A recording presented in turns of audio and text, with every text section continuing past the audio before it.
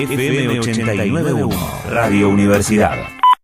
Pensamos, hablamos, nos informamos, entre tanta gente. Bueno, el gobierno ya extendió el supuesto acuerdo de pacto nacional prácticamente allá faltan los cancilleres extranjeros y ya estamos todos, salvo a la izquierda. La izquierda, por ahora, tengo entendido, creo, vamos a confirmarlo ahora, no fue convocada. Vamos a saludar al dirigente del Frente de Izquierda y del PTS, Cristian Castillo. Cristian, ¿cómo te va? Jorge Chamorro saluda. ¿Cómo andás, Cristian? Hola Jorge, ¿qué tal? Un gusto poder conversar con vos. Primero, ¿estoy con lo correcto? Ustedes no los invitó el gobierno, ¿no? Mirá, hasta ahora no llegó esa carta tan hablada de Macri, así que por el momento no nos ha llegado esa carta. Pregunta, ¿para ustedes es un honor que no lo hayan convocado o es una...? Creo que es lógico, porque bueno, nosotros desde que Macri o el gobierno salió con esa propuesta y vimos los 10 puntos, dijimos que obviamente no teníamos nada que hacer en esto, que es un decálogo de lo que quiere el FMI, ¿no? Uno compara los puntos del llamado consenso de Washington de los 90 y los que propone el gobierno y son absolutamente similares. Organizar todo en función del pago de deuda y después enunciar, un poco eufemísticamente, las 3 contrarreformas que el FMI y más en general el capital financiero internacional está impulsando en todos lados, es decir, la laboral para precarizar todavía más el trabajo y que nos parezcamos cada vez más a los que laburan en el llamado capitalismo de plataformas, para no dar las empresas que explotan a nivel siglo XVIII, la contrarreforma tributaria, subiendo los impuestos que pagamos todos, es decir, por ejemplo, las tasas que se pagan en los alimentos para el IVA y bajándole los impuestos a los ricos, y la previsional, subiendo la edad jubilatoria y bajando los haberes que cobran nuestros jubilados y pensionados. Donde el segundo del FMI tuvo la caradurez de decir que en Argentina se cobran pensiones generosas cuando sabemos que la mínima, que es lo que cobra la mayoría de los jubilados, están en apenas 10.400 pesos. Entonces es evidente que en ese plan, en esa hoja de ruta que el gobierno traza, nosotros no tenemos nada que hacer, que es lo que proponemos sustancialmente distinto. Sí, lo hablábamos acá en la mesa hace un rato, ¿no? Lo que vos decías. Recordábamos la frase de Christine Lagarde hace 2 semanas o 3 semanas, dijo, cualquiera gana, queremos que respete los acuerdos con los acreedores, con nosotros. Indudablemente el gobierno lo que está haciendo es cumplir lo que decía Mauro Jardón acá, de los 10 puntos lo único que le importa es el último, ¿no? El acuerdo con los acreedores, ¿no? Es el que más le importa, ¿no? Claro, es el que más le importa. Entonces el resto enuncian la continuidad de la hoja de ruta. Lo que pasa es que es imposible pagar la deuda, ¿no? Claro. Salvo, digo, que sea dar una vuelta tras una vuelta tras una vuelta tras una vuelta del ajuste, porque Argentina va a deber del 2020 al 2023 $160.000 millones. Y bueno, vos que sos economista, pero ni queriendo se puede pagar, ¿no? No hay manera, ¿no? Yo soy sociólogo, pero... Bueno, pero sabés mucho de economía. Sí, obvio, mirá, digo para que el que nos escucha compare, el total de las exportaciones agrarias, es decir, tanto la producción de soja, maíz, trigo como de carne, son de alrededor de $28.000 millones. Sí. Y lo que hay que pagar son $40.000 millones por año. O sea que aunque vos te destines el total de la producción agraria, suponete que tuviese 100%, cero a los productores, no llegás a pagar el promedio anual de los 4 años que vienen. Entonces, es evidente que esto... todo el que diga que puede mantenerse dentro de lo que uno puede llamar el virreinato del FMI, bueno, está anunciando que se viene un saqueo monumental. Y esto hay que alertarlo porque quizá se dice un poco livianamente, bueno, se puede renegociar con el FMI. El FMI no es que no renegocia, pero a cambio de que vos vayas haciendo cada una de estas cosas que mencionábamos antes, como ha sido el caso de Grecia, por ejemplo, que hoy tiene las jubilaciones a la mitad de lo que lo tenía hace 10 años. O sea, 13 sucesivos recortes de jubilaciones que la llevaron a la mitad. La economía es un 25% más chica. Entonces uno ve lo que se viene, las consecuencias de seguir atado al fondo, y son consecuencias terribles para el pueblo trabajador, ¿no? Porque vemos todos los días lo que es la crisis, la caída del salario, los cierres de empresas, pero todavía lo peor no pasó a pesar de lo que decía Macri, ¿no? Si seguimos de la mano del FMI no hay salir, por eso del Frente de Izquierda salimos a plantear nuestros 10 puntos, totalmente contrapuestos a lo del gobierno, bueno, y señalamos ahí la necesidad de romper con el FMI y no pagar una deuda que es usuraria, que es absolutamente fraudulenta y que ya el pueblo trabajador ha pagado con creces. Ahora, Cristian, ¿qué tal? Mauro Jordón lo saluda. ¿Qué tal, Mauro? ¿Cómo estás? Hay, obviamente que hay muchos que le cuestionan esta posición a la izquierda de romper directamente con el FMI, ¿no? A pesar de que, por supuesto, es imposible, como decías, el pago de la deuda, pero es necesaria también la negociación, ¿no? Digo, porque he escuchado también a muchos, no sé si fuiste vos, que han discutido con algunos de los precandidatos, algunos legisladores también de Unidad Ciudadana, que se referían a esto, ¿no? Digo, no es posible romper con el fondo, sino que es necesaria esa negociación. ¿No lo ves de esa manera? Mirá, el problema es que el fondo, yo insisto, el fondo no es que no renegocia los pagos, los hace, pero a cambio de que vos te cortes la mano, una pierna, o sea, te deja todo en el camino. O sea, si uno dice que no va a ajustar, va a tener que romper con el fondo sí o sí. Y yo me remito a las pruebas. Mira, la renegociación que se hizo durante el gobierno de Néstor Kirchner no fue con el fondo, fue con los privados, después de haber hecho previamente el default que había declarado Rodríguez Sanz. Al fondo se le pagó hasta el último centavo todo el tiempo y de golpe 10.000 millones de dólares. El problema es que ahora no debes 10.000 millones, ahora le debes al fondo 60.000 millones. Entonces, es una cuestión donde uno, si no va a ajustar y no va a seguir el camino que en Grecia tuvo la coalición gobernante actual, Syriza, bueno, va a tener que enfrentarse con el fondo. Yo no sé si ustedes se acuerdan, pero en Grecia Syriza subió también diciendo, bueno, vamos a renegociar, no vamos a hacer lo mismo. Llamaron a un referéndum.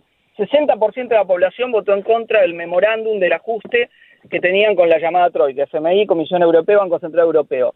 Al día siguiente dijeron, bueno, queremos renegociar. La Troika dijo, no renegociamos nada, ustedes siguen pagando. Y Syriza, en vez de cumplir el mandato popular, lo que hizo fue aplicar el ajuste de ahí hasta el día de hoy. Y como decía, resultado de seguir de la mano de la Troika, caída a la mitad de la jubilación. Entonces, Argentina va a estar frente a ese dilema. O se enfrenta al poder financiero internacional o nos aplican el ajuste permanente. Además, digo, para un razonamiento, si el FMI fuese benevolente, sería benevolente ahora con Macri, no con un gobierno todavía más opositor o que fuera más o menos contradictorio con el FMI de lo que es el actual gobierno, al cual lo han sostenido de una forma obscena, ¿no? Violando hasta su propio estatuto, dándole uno de los préstamos mayores de la historia. Hoy Argentina tiene el 45% de la cartera de préstamos del FMI, digo, para tener magnitud de lo que ha sido el salvataje que están intentando. Entonces, yo creo que hay que decirle a la gente la verdad, que acá vamos a estar en un dilema de hierro. O torcemos la vara con millones en las calles enfrentando al capital más concentrado, o vamos a seguir de una o de otra manera por la senda del ajuste. Como mirada política, más allá de la definición clara que has dado, ¿qué ve el gobierno que de alguna manera compromete a la oposición, cambia más o menos el eje, toma iniciativa y de alguna manera ha complicado a la oposición obligando a definir sobre algo que tal vez no quería, que era el tema económico? Mira, yo creo que el gobierno venía en desbandada, ¿no? Que la primera intención que tiene es tratar de contener la propia tropa y vamos a ver aún así si lo logra. Cuando uno ve los revoloteos que hay en Cambiemos, lo incierto de la convención del radicalismo que se va a hacer ahora a fin de mayo, bueno, ahí ve una primera intencionalidad que es contener su propia tropa, darle un mensaje al FMI y bueno, y tratar de poner una agenda donde se discute, donde el gobierno trate de posar de dialoguista, pero yo no le veo mucha fuerza a esta iniciativa, ¿no? Creo que enseguida ya se ve que no puede llegar a ningún lado porque es tan alevoso los puntos que plantea o el andamiaje que plantea, que me parece que el que se preste a lo que el gobierno pide, bueno, va a quedar totalmente quemado, ¿no? Claro. Y habiendo elecciones, creo que todos queremos sacar votos, ¿no? En las elecciones queremos que nos vaya bien, y hoy pegarse al gobierno es quemarse completamente, porque es un gobierno muy desgastado, que ha perdido gran parte de su base social, donde muchos que lo votaron están absolutamente desencantados, que lo hicieron creyendo muchas de las promesas que Macri hizo, y bueno, y eso no se ha cumplido. Digo las promesas en el sentido de cuando decía que no se iba a pagar más el impuesto a las ganancias de los asalariados, que iba a pobreza cero, que iba a pulverizar la inflación, y el resultado de 3 años y medio de gobierno de Cambiemos fue completamente lo contrario. Bien, lo último, se me termina el programa, Cristian, pero una pregunta, ¿cómo explicás que todavía esté en condiciones competitivas que pueda llegar a meterse en el balotaje? El gobierno, digo. Mirá, bueno, Macri tuvo, no nos olvidemos, ganó la elección del 2017 en la provincia de Buenos Aires y venía bien. Lo que pasa es que ahí se chocó primero contra la resistencia popular contra la reforma previsional y de ahí no hizo más que caer, fue al fondo y todo. Ahora, el gobierno tiene una base de partida incondicional y después trata de recrear su apoyo. Yo creo que si se mantiene hasta acá, y eso hay que decirlo también, es porque un sector de la oposición le votó todas las leyes y le ha hecho el aguante en todos estos años, ¿no? Es un gobierno que tiene minoría parlamentaria en las dos cámaras y sin embargo hizo aprobar leyes increíbles en contra del interés popular. Entonces todos los que votaron esas leyes se tienen que hacer cargo, empezando por el aval que le han dado los gobernadores de la oposición, que han sido un sostén fundamental para el avance de estas políticas neoliberales de Macri. Cristian, muchas gracias, muy amable por habernos atendido. No, por nada, Jorge, un fuerte abrazo. Gracias, Cristian Castillo, dirigente del Frente de Izquierda.